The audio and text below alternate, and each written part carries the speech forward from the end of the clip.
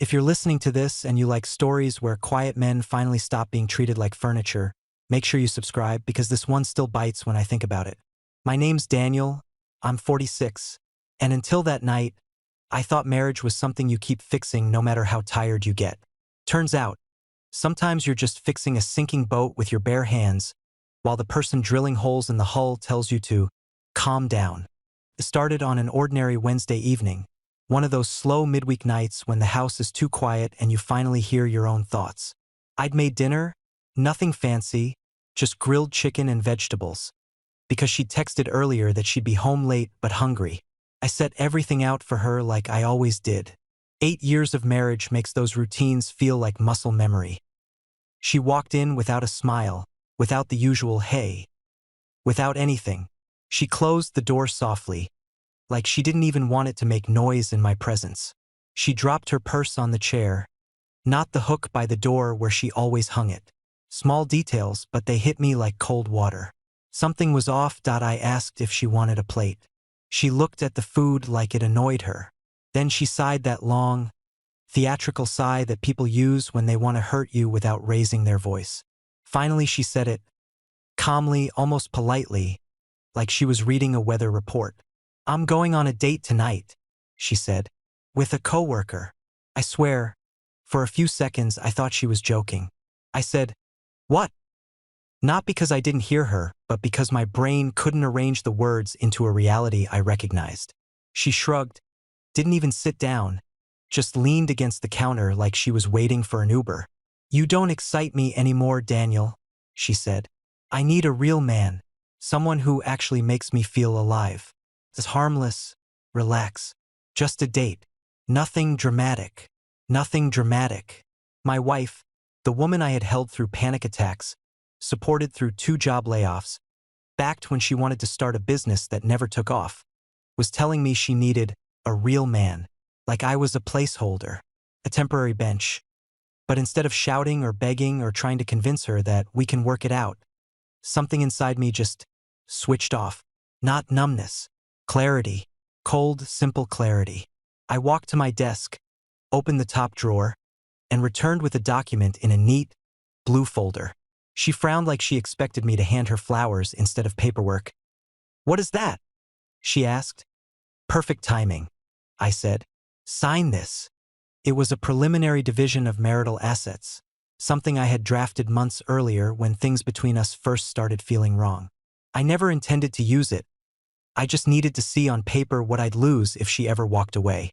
I tucked it away privately, half embarrassed, half relieved to know I had at least one plan in place if she ever crossed the line I was afraid she would. She laughed. Actually laughed. "You wouldn't dare," she said. "Daniel, come on. Stop being dramatic. I'm telling you the truth. Isn't that what you want? Honesty." Honesty. Sure. The kind that's served ice cold with contempt. She refused to sign it, grabbed her purse again, fixed her hair in the microwave reflection, and said, "I'll be home later. Don't wait up." Then she left, closing the door with that same soft, dismissive quietness that I sat at the kitchen table for a few minutes, not because I was heartbroken, but because I was stunned at how unrecognizable she had become. Her cruelty didn't come from passion or anger. It came from boredom. I had become background noise in my own home at 8:34 p.m. I opened my banking app. I had been managing our finances for years, paying the bills, investing, organizing everything. I knew exactly how vulnerable she was without access to our joint accounts. So I began quietly transferring what was legally mine into a secured personal account. The joint credit cards? Disabled with one click. My attorney, yes, I'd already consulted 1 month earlier, picked up on the second ring and said, "If tonight is the night, then move forward. Don't wait." I didn't dot by 10 p.m. I had done everything I needed to do. I left one document on the dining table, a printed receipt from the restaurant where she'd booked her little harmless date. And underneath it, the pen she refused to use earlier that I went to bed around midnight. Not sad, not broken, just done. When she finally came home, stumbling in with perfume that wasn't hers, her phone buzzing nonstop from whatever real man she'd met. She didn't yet know her world had changed, but she would. She didn't turn on the light when she came in. Maybe she thought sneaking in would soften what she'd done. Or maybe she liked the idea that I'd be asleep and she wouldn't have to face the consequences yet.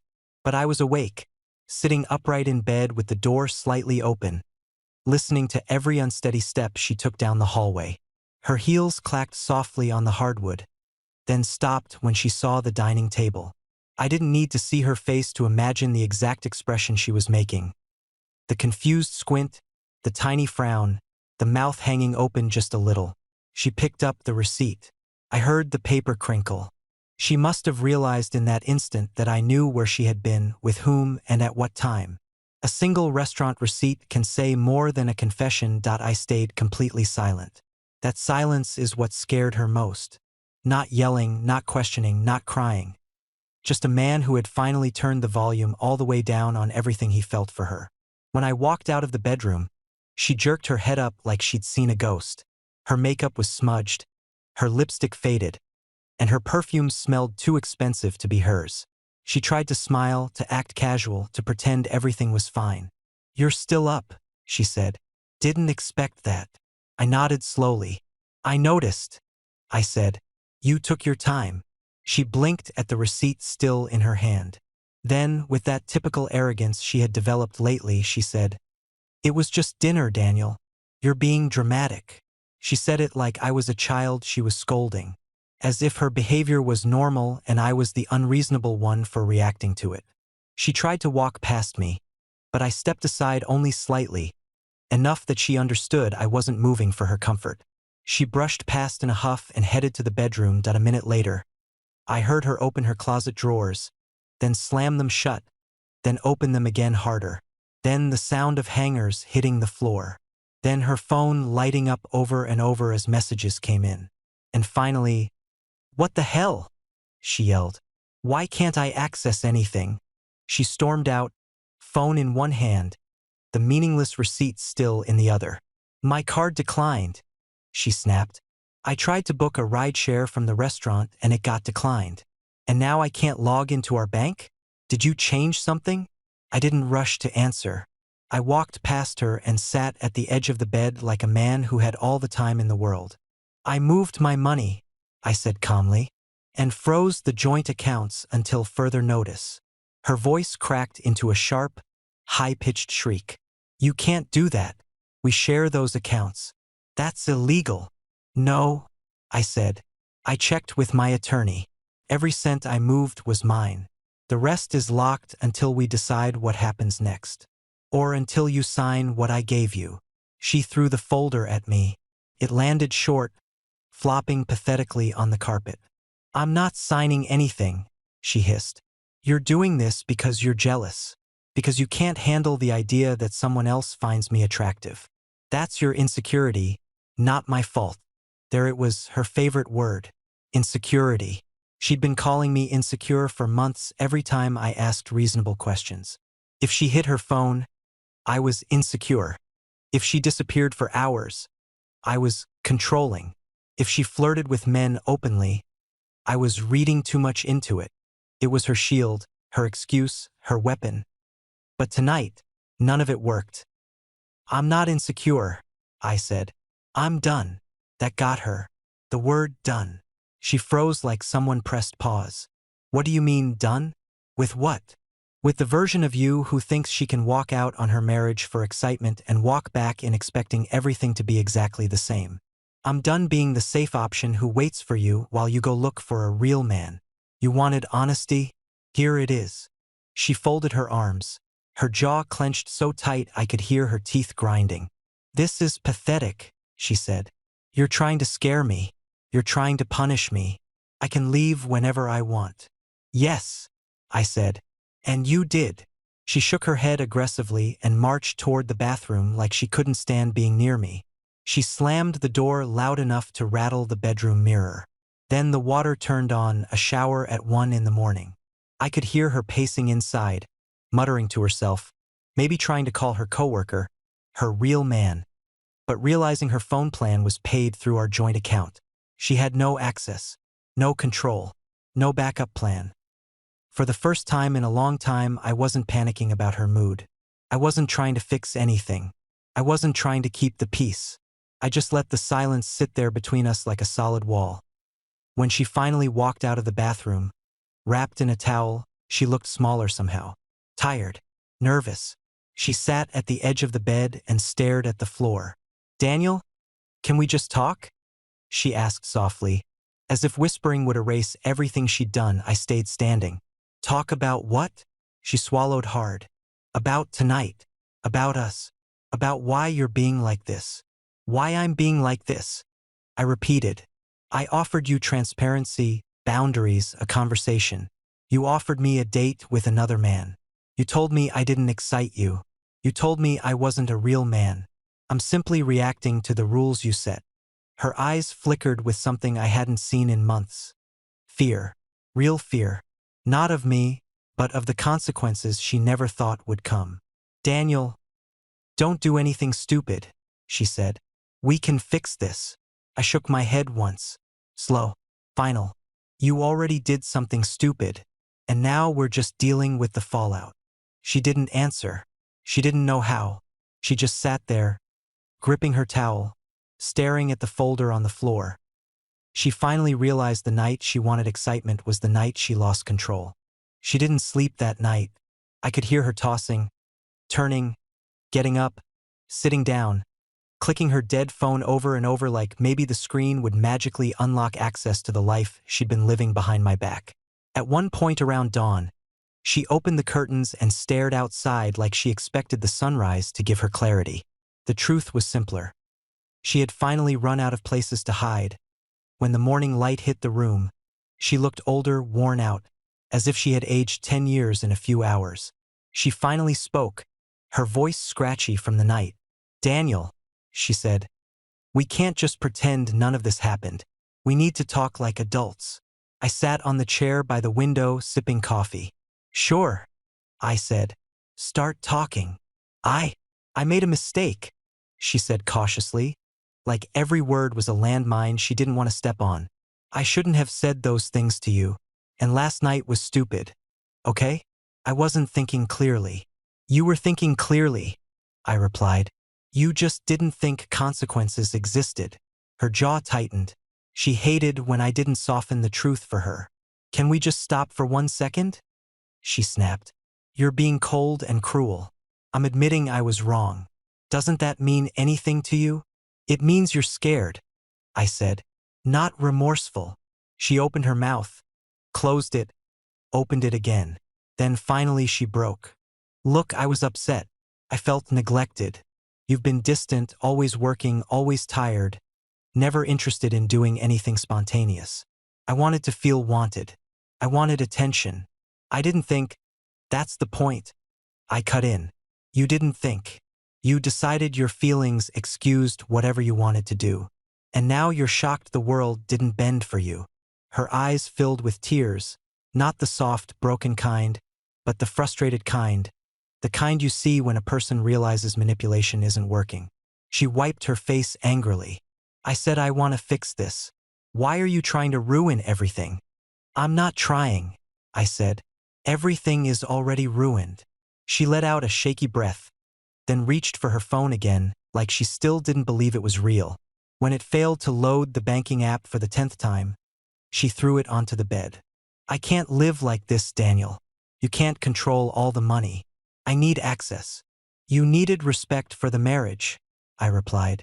"You chose a date with a coworker instead." She paced the room, pulling at her hair, muttering, "This can't be happening. This can't be happening." Then suddenly she stopped and turned to me, her eyes sharp. "You think you're strong right now. You think you're in control. But the moment I go to my lawyer—" "You don't have a lawyer," I interrupted calmly. "And you don't have the money to retain one."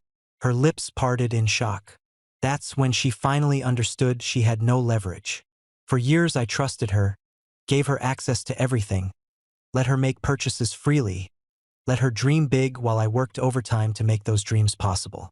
But she never imagined the moment I stopped giving would be the moment she'd be standing there with nothing.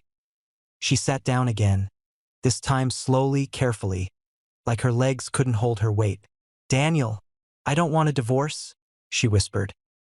"You said I wasn't a real man. I replied. You said I didn't excite you. You walked out for a date. You made your choice. I didn't mean it, she insisted. I was angry. I was frustrated. People say things they don't mean when they're emotional. People don't schedule dinner dates with coworkers when they're emotional. They plan it. They dress for it. They lie for it.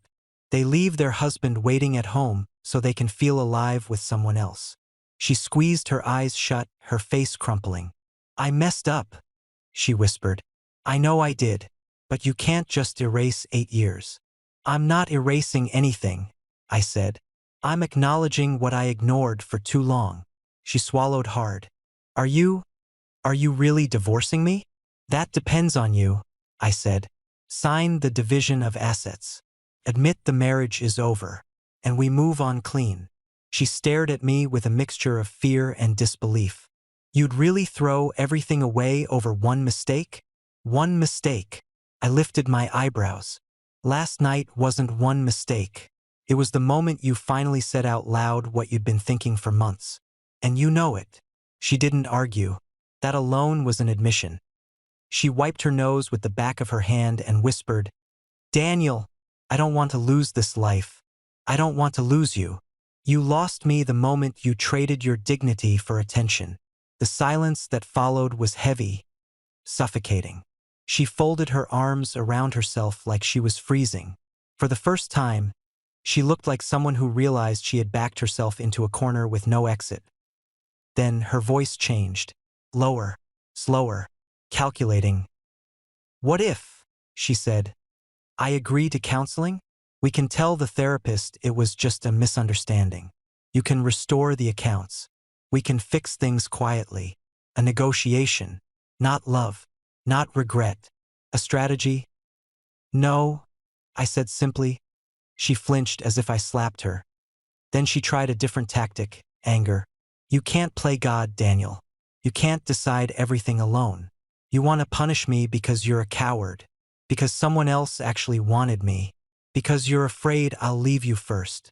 I'm not afraid, I said. I'm prepared. Her breath hitched. She realized the truth behind that sentence. You planned this, she accused. You were waiting for something to happen, weren't you? I was waiting for you to show me who you really were, I replied. And you did. She covered her face with both hands and started shaking. Not crying, shaking, because she finally understood the one thing she never believed could happen. The man she thought would chase her forever was walking away. She must have sat in silence for 10 full minutes before she spoke again. But the look in her eyes told me everything. She wasn't thinking about us, or love, or marriage, or even guilt. She was calculating outcomes. She was weighing numbers, accounts, assets, image. The woman who once begged me to marry her because you make me feel safe was now trying to figure out how to escape the consequences of her own choices without losing the lifestyle my work provided. When she finally lifted her head, her face was composed, almost peaceful. That scared me more than the anger. Daniel, she said carefully, I can still fix this, but I need you to return access. I can't go to work like this. I can't. I can't function without my accounts. I leaned back in the chair and crossed my arms. You'll function, I said. You'll be fine. No, she said, her voice rising. Not panicked, but offended. You don't understand. I have commitments, payments, responsibilities. I can't just start from zero. Then maybe you shouldn't have gambled your stability for a dinner date, I replied. Her mask slipped. A flash of irritation shot across her face. I didn't gamble anything. It was dinner. You called it harmless, I said. But consequences don't care what you call it. She let out a frustrated laugh and stood up like she expected me to follow her. I didn't. She walked to the dresser, pulled open drawers aggressively, and grabbed clothes like she was trying to pack a bag. She threw things onto the bed, pants, sweaters, random tops, as if building momentum would help her regain control. But after 10 seconds she froze again, staring at the half-packed pile. She had nowhere to go.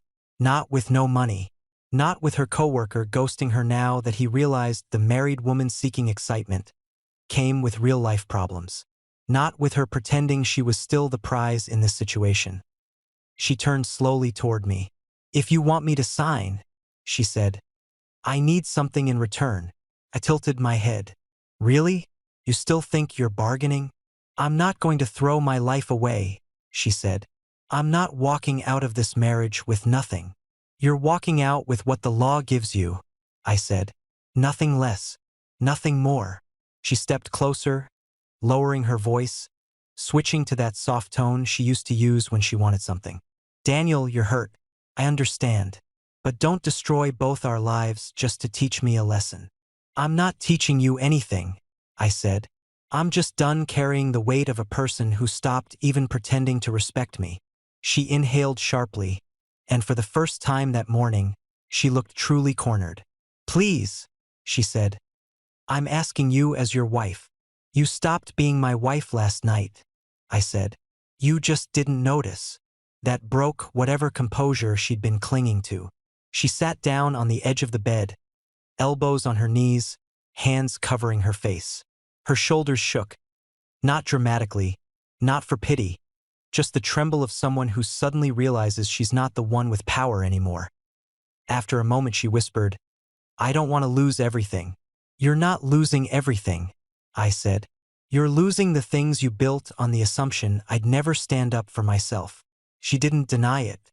That silence was confirmation enough. When she finally looked up at me again, her eyes were red, her face pale, her hair messy from a night of panic. "What do you want from me?" she asked, surrender creeping into every word. "I want the truth," I said. "All of it." She clenched her jaw, but she nodded. Slowly, resigned. "Fine," she whispered. "You want the truth?" I didn't go out with him just once. It's been a few weeks, maybe a month. I don't know. He was just attention, validation, something new. I thought I could handle it quietly. I thought you'd never find out. I didn't flinch. I didn't blink. I already knew. Men know. We always know. And last night, I asked. She hesitated for a long moment, then finally said, "I thought if you ever found out, at least I'd have someone else lined up. Someone who wanted me. Someone I could land on if things fell apart here." "An exit plan," I said. She nodded. "So the marriage was a safety net," I continued, "until something shinier came along." She opened her mouth to object, then closed it. There was no point pretending anymore. I took a long breath. "Good," I said. "Now we're done with lies." I walked to the dresser, pulled open the middle drawer, and took out the blue folder she threw earlier. I placed it on the bed between us. "Sign," I said, "and I'll restore half the access for the transition period." "Not all. Half." Her head snapped up. "That's not fair." "You had a date last night," I replied. "Fair is off the table." She stared at the folder like it was a grenade. "If I sign this, there's no going back." "We crossed that line already," I said. She picked up the pen with a trembling hand. I watched her fight with herself. Every second, every breath, every flicker in her eyes revealed a truth she never wanted to face. She had built her world on the assumption that I would stay no matter what. She never expected to be the one left standing at the table with nothing. Finally, she signed. Not slowly, not dramatically, just a quick, sharp signature. The kind people make when they know they've lost. She dropped the pen and whispered, "I hate this." "You wrote it," I said. "I just stopped pretending I didn't see it." She didn't answer. She couldn't. The paper in front of her was the first real consequence she'd ever faced in her adult life. And she knew it. That I took the signed document, folded it neatly, and placed it in my briefcase. "I'll give the bank instructions today," I said. "You'll have limited access by evening." She nodded without looking at me. She looked like a balloon losing air. Quiet, deflated, drifting as I headed for the door. She whispered, "Daniel, do you still love me?" I paused. Not because I didn't know the answer, but because the answer didn't matter anymore. "You wanted excitement," I said. "You got consequences." I stepped outside, closing the door behind me with the same quiet finality she used the night before. but mine meant something. Mine was the end. If you want more stories where the quiet man finally stops accepting disrespect, subscribe for the next one.